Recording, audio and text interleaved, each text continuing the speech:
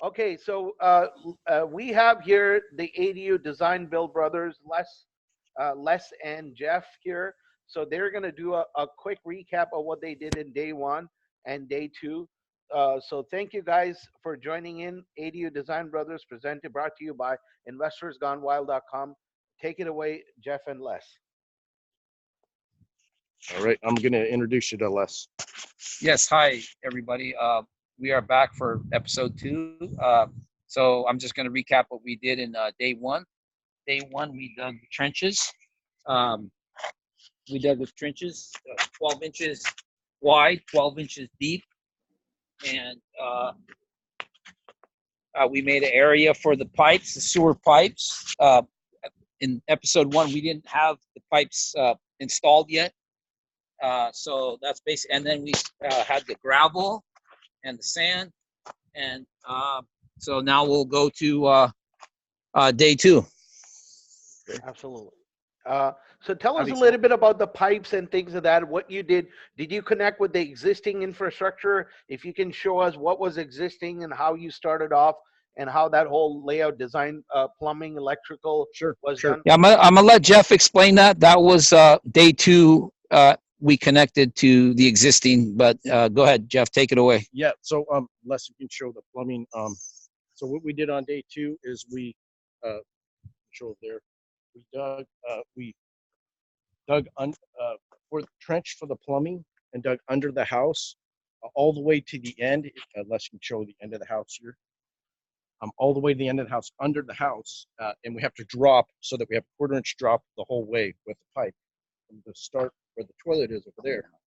This is a clean out here. So we need a 1/4 inch drop from the toilet over there at the end, all the way here and down under the house. So basically this is a clean out. That's the existing house. This is all cast iron here. This is the formwork for the new house. And we put in this 3-inch line with coming off for a 2-inch for a sink over there for the kitchen. And over there, combo for the washer dryer and the shower. At the end is the toilet, and those 2 inch you guys can go a little bit closer to the location. That'll be great. So where exactly is the toilet? The 2-inch lines here for the sink. Okay.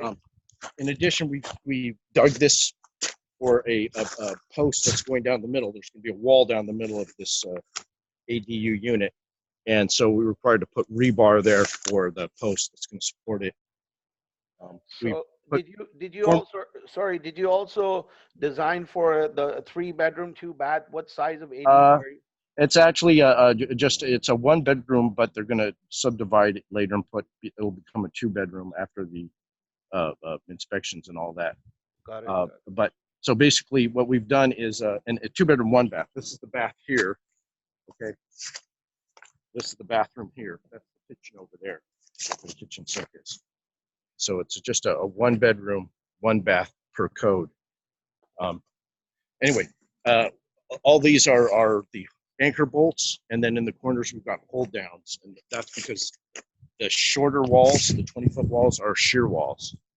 And then so today, Les and I are going to put in additional rebar at the shear walls. Right now, if we're going to go look at the trench, right now we have 2 number 4 rebar, top and bottom. We're going to have 1 more row at the area between the hold downs. So it's an 8-foot section here, 8-foot section on the other side, and then 2 20-foot sections. Got it. Also, tell us a little bit about show us the helix and micro rebar. Oh, sure. I'm going to turn you over to Les for that. We got a sample right here.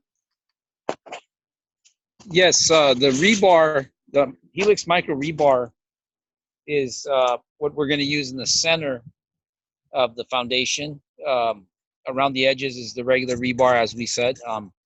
So this is it's zinc coated, so it doesn't rust like regular rebar does. It is 40% stronger than regular rebar. We hope to, like I said, we hope to have 100% rebar on the next project. That will save us a lot of time. 100% helix micro rebar. That awesome. Should save us anywhere from a day and a half to 2 days of labor, because they just pour it in, mix it in with the concrete, and they just pour it out, and that's it. That's all. You know, it it saves a lot of labor. The cost is about the same as the rebar, but The labor time it's the is labor is saved. what saves the money on it.